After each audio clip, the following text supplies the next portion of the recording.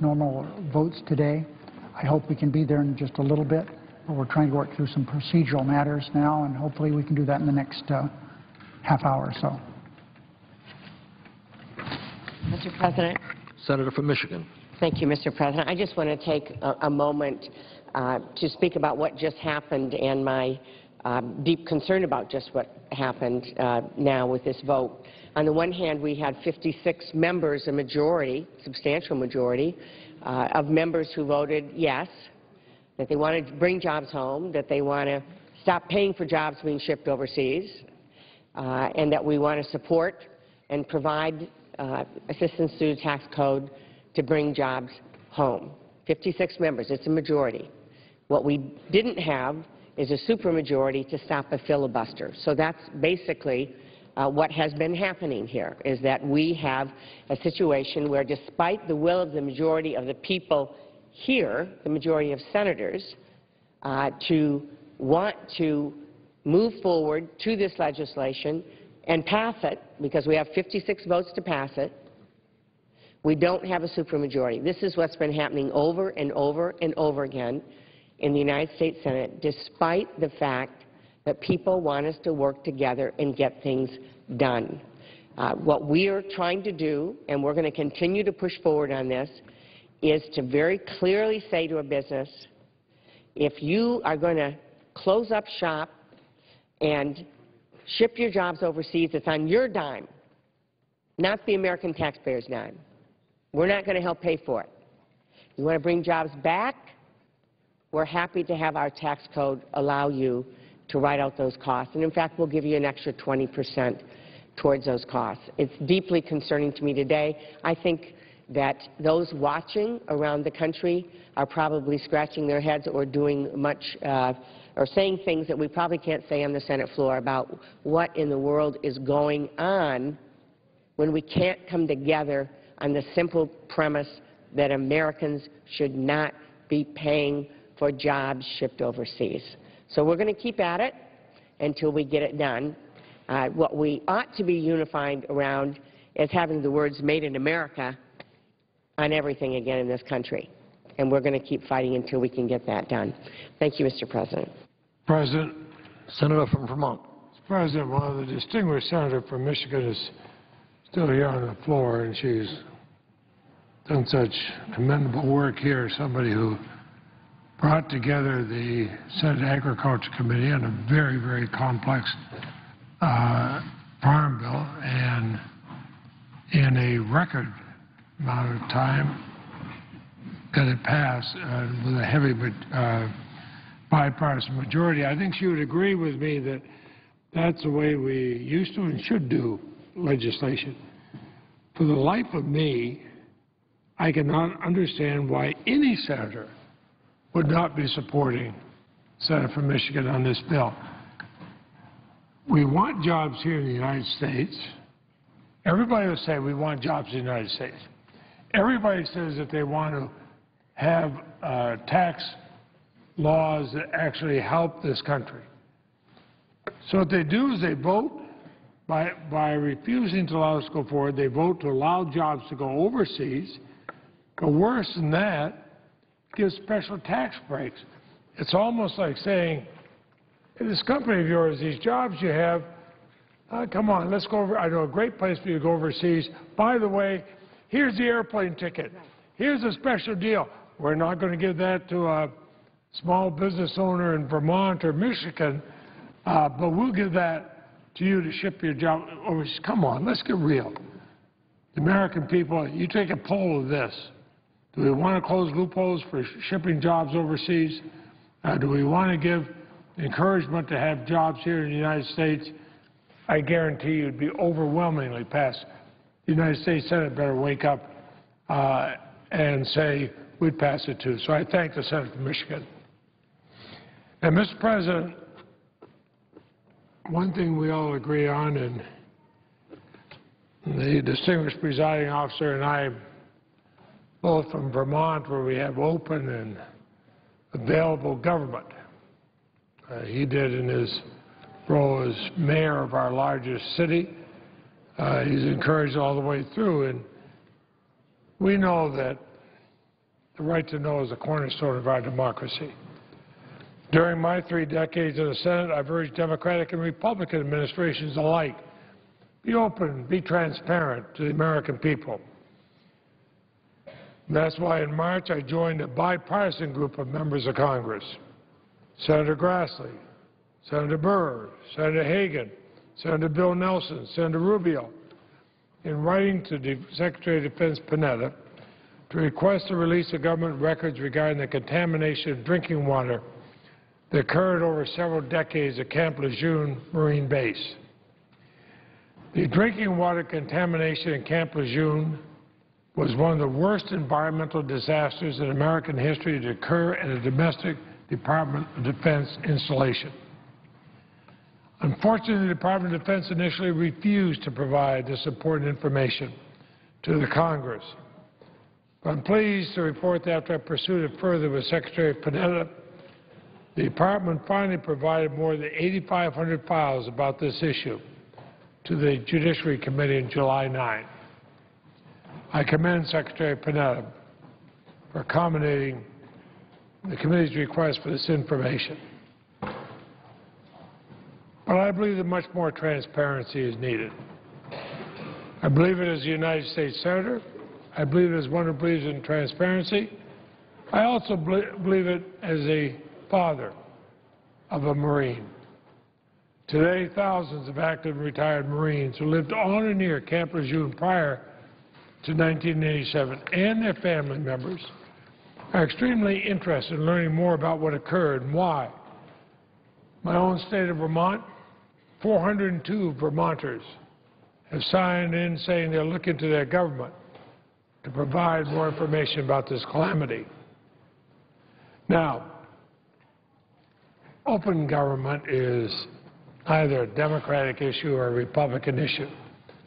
It's an American value. It's a virtue that we all have to uphold. And it is in this bipartisan spirit that I announce I will make all the documents the Department of Defense has provided to the Judiciary Committee about what happened at Camp Lejeune available to the public. The documents can be seen on the Judiciary Committee's website. Go to www.judiciary.senate.gov. Judiciary.senate.gov. Find out what the documents say about what happened at Camp Lejeune. To protect the personal privacy of our service members and other private information, the information be subject to the Privacy Act has obviously been redacted from these files. But the Marines and the other Americans who have been touched by this environmental disaster deserve complete candor from their government. A uniquely American tradition of a government that's open and accountable, accessible to its people, demand nothing less. And again, I thank Senator Grassley, the committee's distinguished ranking member, and Senators Burr, Hagan, Nelson, and Rubio for working closely with me on this important transparency issue. And I say to those Marines, we will find out what happened. And I ask that a copy of my full remarks be placed in the record. Without objection. Mr. President, I suggest you have no quorum. Clerk, call the roll. Mr. Conco.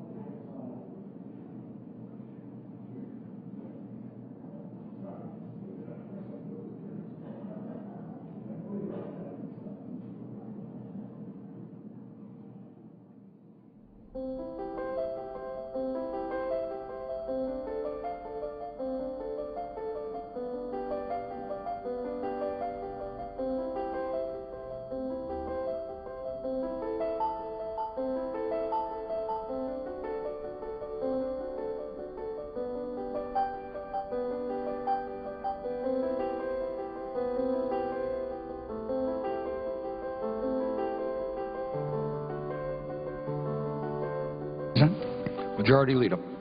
ask consent to call according to be terminated. Without objection. Mr. President, we've been able to work things out. We are not going to have to be in session.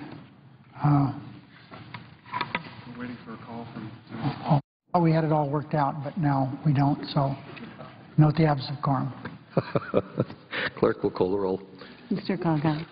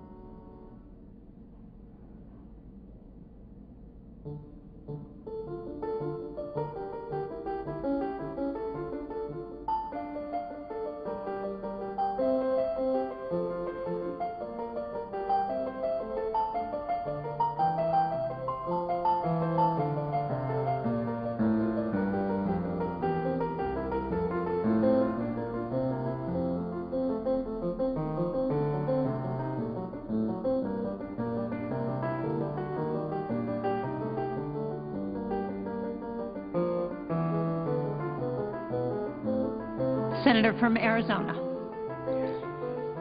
The proceedings on the quorum call be suspended, that Senator Lieberman and I and the Senator from South Carolina, Senator Graham, if he ever shows up, be allowed to engage in colloquy. Without objection. I thank you, Madam President.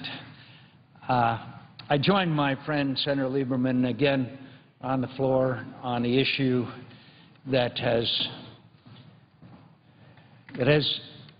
in my view, transcended consequences, not just for the people who are being massacred in Libya, but also for a definition of what the United States of America is all about.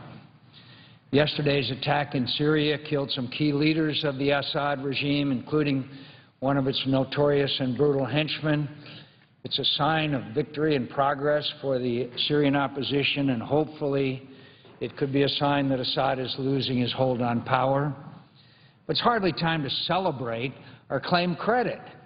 I see in the various organs of the administration, like the New York Times, well, now the administration's hands-off policy has been successful. Successful. 17,000 Syrians have been massacred while this administration has done nothing, and the President of the United States has refused to even speak up. The President of the United States talks about Bain Capital all the time. Why doesn't he talk about the capital of Syria, where thousands of innocent people have been tortured, raped, and murdered? So, Assad will fall, as the senator from Connecticut and I have said time and time again. But how many more will die before the United States of America first speaks up for them, second provides them, helps with other countries, provide them with arms and ability to defend themselves and a sanctuary, a no-fly, no-drive sanctuary, and working with other countries in the region, accelerate the departure of Bashar Assad. I'd like to make another point before I ask my friend from Connecticut. It seems now that the United States national security rests not with the decisions that should be made here in the halls of Congress and at the White House, that the decisions concerning what actions the United States of America may take is now dictated by Russia and China in the United Nations. How many times have we heard the administration say, well, we'd like to do more, we'd like to have more happen, but Russia vetoes the United Nations Security Council? Does that mean that when these people are being massacred, cry out for our help and our moral support, that because Russia vetoes a resolution, as they did today again, supported by China, a resolution in the United Nations Security Council, therefore we can do nothing? Former President Clinton went to Kosovo without a United Nations Security Council resolution because he knew that the Russians would veto any resolution concerning Kosovo, and he went and we saved Muslims' lives. So the administration continues to assume that what they call a Yemen solution is possible in Syria. They believe that with Russia backing, we can compel Assad and his top lieutenants to leave power, and the apparatus of the Syrian state will continue to function under new management. I wish this could be so. And let me also point out, and I'd ask my friend from Connecticut, isn't it true that the predictions that the longer that this conflict lasts, the more likely it is that extremists come in and take over this revolution which began peacefully? Isn't it true that our concern about weapons of mass destruction and its stockpile become more valid every day this goes on?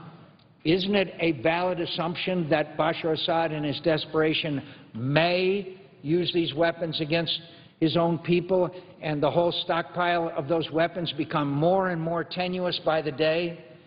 Isn't it true that the likelihood of further chaos, further inability to put that country and its people back together after this conflict is over, and as we agree Bashar Assad will leave, but isn't it true that every day that goes by that he remains in power, the situation becomes worse in all respects as far as American national security interests are concerned, whether it be weapons of mass destruction, whether it be Islamic extremists taking over that country, and by the way, including continued Iranian presence in Syria, propping up Hezbollah in Lebanon, and all of the ramifications of their continued presence there. So I would ask my friend finally, doesn't this argue, doesn't this cry out, rather than saying, well, what happened yesterday that was good and it shows Bashar Assad is on his way out, doesn't this indicate that it's now even more in our interest to accelerate his departure not with American boots on the ground, but through moral support, physical support, logistics support, and working with our allies. Madam President, I say to my friend from Arizona, of course I agree with you. The reality is that premature judgments about the victory of the Syrian freedom fighters over the dictator Assad are exactly that. They're premature. The murder, assassination, the elimination of these critical leaders of this dictatorial government yesterday by the Syrian opposition was a very significant development. And apparently the fighting continues in Damascus in a way that may bring exactly what my friend from Arizona says, more chaos in Damascus, the capital city. But this fight's not over. This regime has a devastating inventory of weapons, including weapons of mass destruction. And as Senator from Arizona said, Bashar Assad's father used those weapons, in this case chemical weapons, against his own people decades ago, killing thousands of them on a single day. No, this fight's not over, and the danger is that, as you said, it does get worse the more it goes on without the involvement of the civilized nations of the world who have to be led by the United States of America.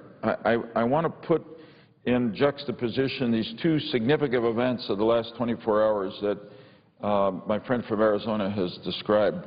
One is the suicide bombing, apparently, or death of these leaders of the Assad government. The second is the vote in New York at the United Nations today. And this, after months in which too much of the civilized world has been pleading with Russia and depending on Russia to change its mind and come in and get Bashar Assad out of there, this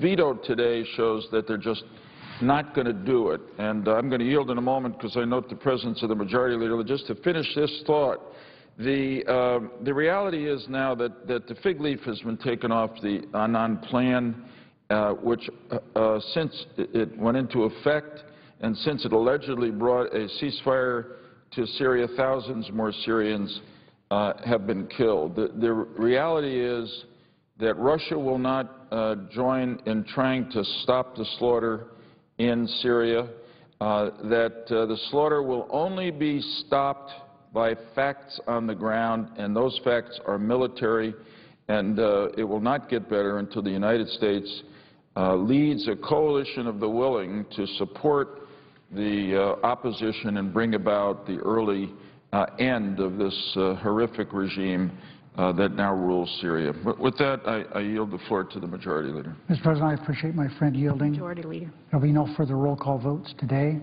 Next vote will be Monday at 5:30 p.m. in relation to the nomination of Michael Shipp to be a United States District Judge for the District of New Jersey. Madam President. Senator from Rhode Island. Madam President, I'm sorry, the Thank Senator you. from Arizona. I thank this distinguished Majority Leader, and I again urge him, however possible, to bring up the defense authorization bill, which I hope we could do sooner rather than later, as we have done for the last 50 years. And I thank the Majority Leader. Madam President, if I could just respond to my friend. I had a long conversation yesterday with the chairman of the committee who we're working with, his ranking member, Senator McCain, and I understand the importance of the legislation, and we're working on, I know that Senator McCain's working on that to try to narrow the focus of what we will do when we get on that bill. We will get on it. It's only a question of when. I thank the Majority Leader. I would just like to mention to my friend from Connecticut, as we continue this colloquy, there's another aspect of this I would appreciate your comments on. We all agree that Bashar Assad will go. We know that. Now, the question is how many die, how many wounded, how many killed, what happens to weapons of mass destruction, I think we have established, the longer it goes on, the more those threats increase and the more dangerous the situation becomes and the harder it will be to resolve once Assad leaves.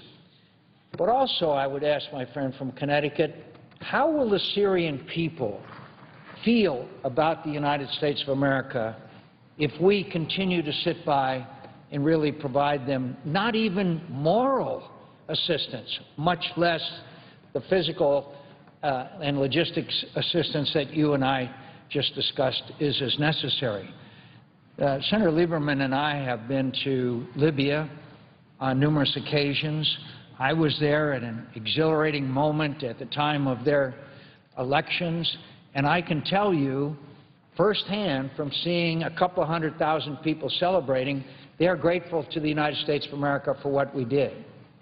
I wonder what the attitude of the new people who will emerge as leaders of Syria, whoever they are, what will their attitude be to the United States of America, I would ask my colleague. And taking into consideration that the challenges that whoever takes over power in Libya will face are myriad. They are really incredible obstacles in a path to a free and democratic nation. And that would cry out for American assistance and help. How willing and how eager will they have for the United States to be engaged in any way in assisting them as they try to achieve the goal that they've already sacrificed 17,000 lives for? Well, I say to my friend from Arizona that he makes a very important point here. Let me relate it back to one of the excuses that's been given for the United States not to have become more involved on the side of the opposition to Assad, which is the side of freedom, which is where our national values call us to be. One of the excuses for not getting involved is this argument: we don't know who's going to follow Assad. It could be Islamist extremists. Well, my reaction to that would be that the longer we sit back, the more likely it will be people who are not friendly to the United States, because in their hour of need, unlike the situation in Libya that the Senator has just described, we were not with them. You and I have been to Turkey together, and I made a trip to Lebanon. In each case, we've talked to the leaders. In one case in Turkey, we spoke to the leaders of the Syrian opposition, the Syrian National Council. We met with the heads of the Free Syrian Army. We met with individual refugees. My own judgment is that these people are not extremists or radicals. These are patriots. These are nationalists. These are people who want a better life than they were living under Assad. And now increasingly, they are people whose relatives or friends have been killed by Assad's military, and so they have a fury in them, an anger that they didn't have before, because now they've been victims. But can I say that there are no Islamist extremists who are now fighting in Syria against Assad? I can't say that. And I think the longer we stand back and don't partner openly, strongly with the Syrian freedom fighters, the greater is the danger, one, that extremists will be what follows Assad, and two, even if we're lucky enough and it's not extremists, it'll be a leadership group that will not feel any particular sense of gratitude to the United States because we were not with them when they needed us. Well, could I also point out that I wish, first of all, I understand, and I know my friend from Connecticut does, that the focus of the American people is on our economy, jobs, and the severe recession that we're in. But, you know, I'd say to my friend from Connecticut, I just wish that every American could have either been with us or have had seen on film a recording of our visit to a refugee camp in the Turkish-Syrian border. 25,000 refugees. I understand now that's up to 35 or 40,000 refugees from Syria. People who have been driven out of their homes, living not in squalid conditions, but certainly very crowded and unpleasant conditions, certainly not the same conditions which they enjoyed in Syria. I wish that the American people could have seen it when we met those young children who've been displaced from their homes, when we met the group of men who told us of watching their children being murdered in front of their eyes, of the young women who had been gang raped, of the defectors from the Syrian military who told us that that's their instructions. Their instructions are, in order to try to subdue the people, to torture, murder, rape. We know from human rights organizations that now there are torture centers set up around Syria by the Assad military, where people are taken and obviously tortured. The American people are the most generous people in the world, and the American people, where we can, will try to stop these kinds of atrocities and offenses to everything that we stand for and believe in. So I wish more Americans would know how terrible and dire this situation is for the average citizen, not just those who are demonstrating, but anybody who happens to be in one of these areas where the tanks roll in, the artillery starts firing, and the helicopter gunships start slaughtering people in the streets.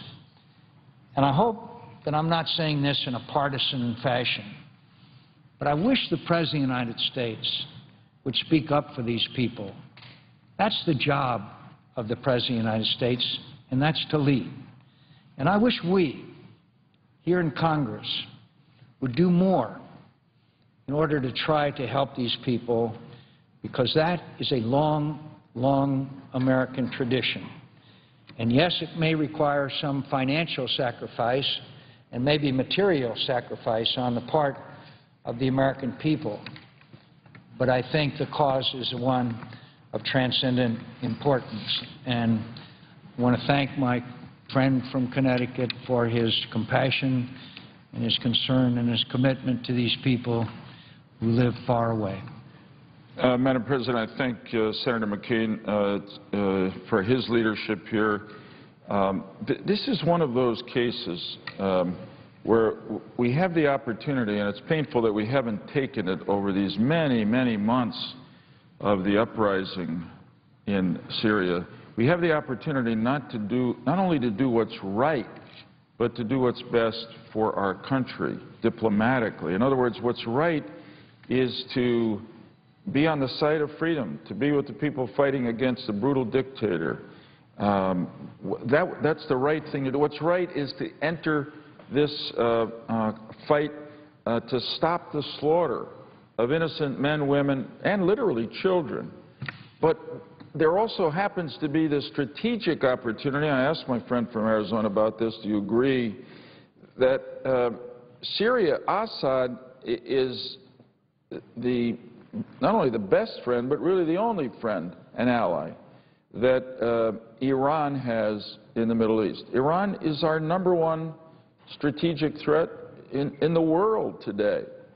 #1 state sponsor of terrorism, headlong effort to build nuclear weapons that will totally change the peace of the world if they get them.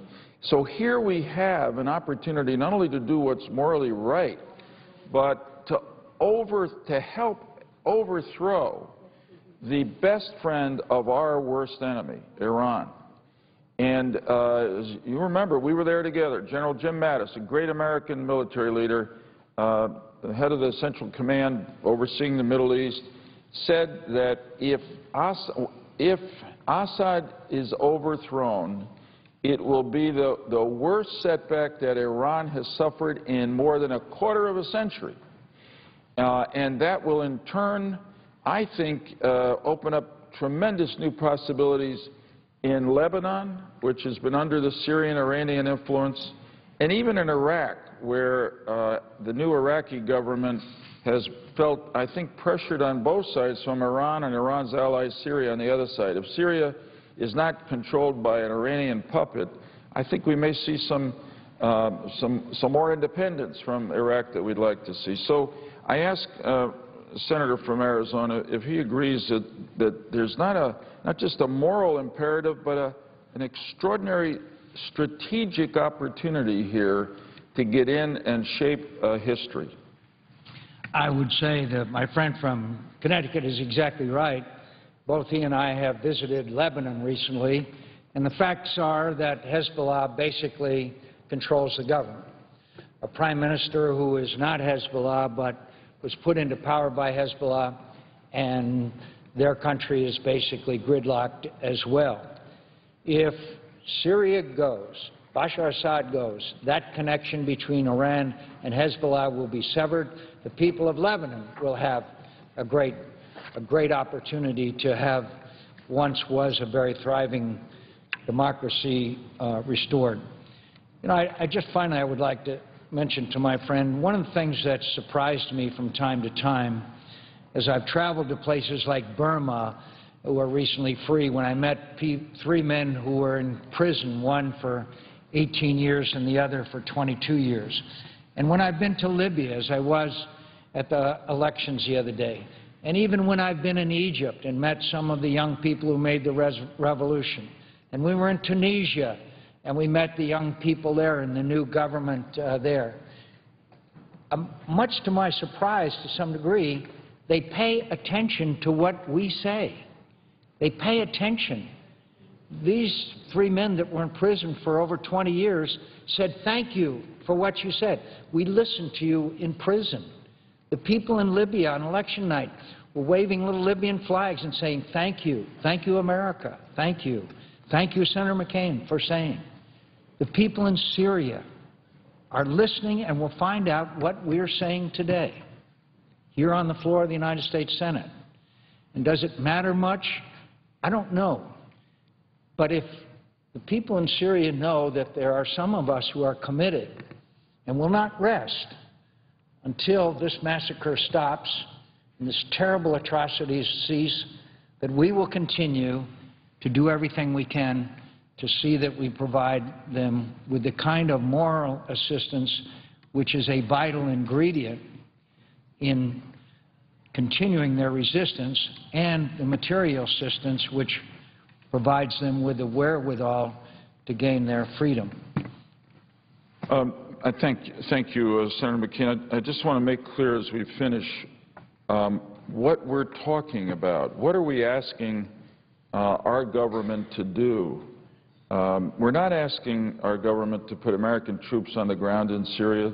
They don't need American troops. They've got fierce, patriotic fighters.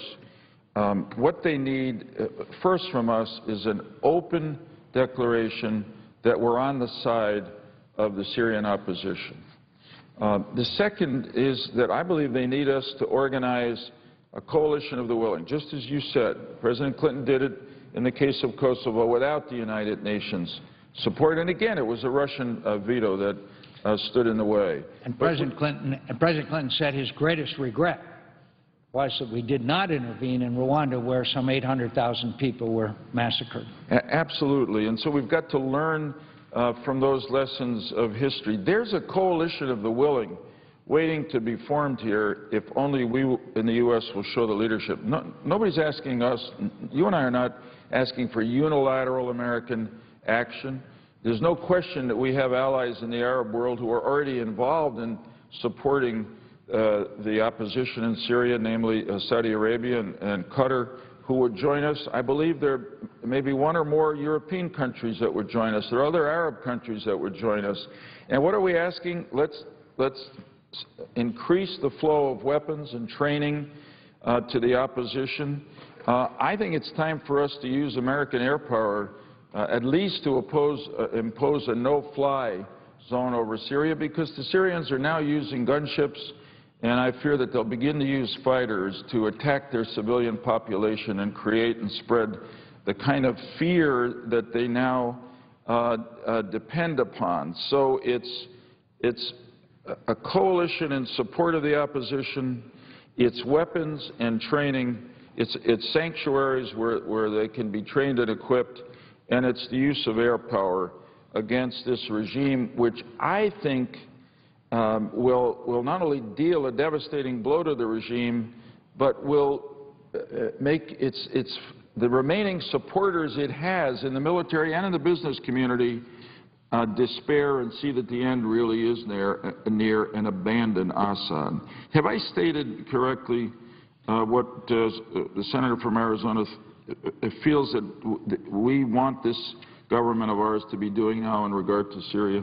I think the Senator is exactly right, described it well, and there is an element also that adds, again, more urgency, which I know the Senator from Connecticut is very well aware of, and that is published media reports talk about the fact that the weapons of mass destruction of apparently that Bashar Assad has significant stocks of have been moved around. Now, for what purpose those weapons have been moved around is not known. But it is not an unbelievable scenario that in final desperation, Bashar Assad would behave as his father did, and that is use these chemical weapons and slaughter unknown numbers of people. Again, that information lends urgency to bringing him down, to having it happen as quickly as possible, and that, of course, means the kind of engagement that the Senator from Connecticut just described. I thank my friend. I feel disappointed that we continue to have to return to the floor to make these pleas. I hope that we come to a day soon when we can come to the floor to celebrate the victory of freedom and the defeat of Assad, the dictator. May it happen soon.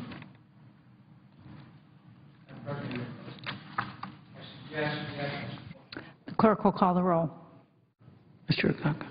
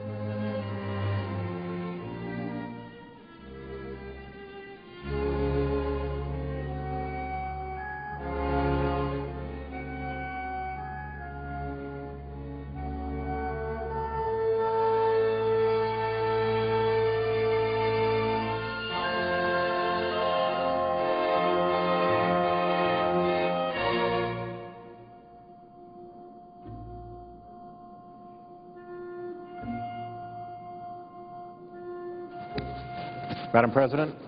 Senator from Rhode Island. Madam President, are we presently in a quorum call? We are. May I ask unanimous consent that the quorum call be lifted?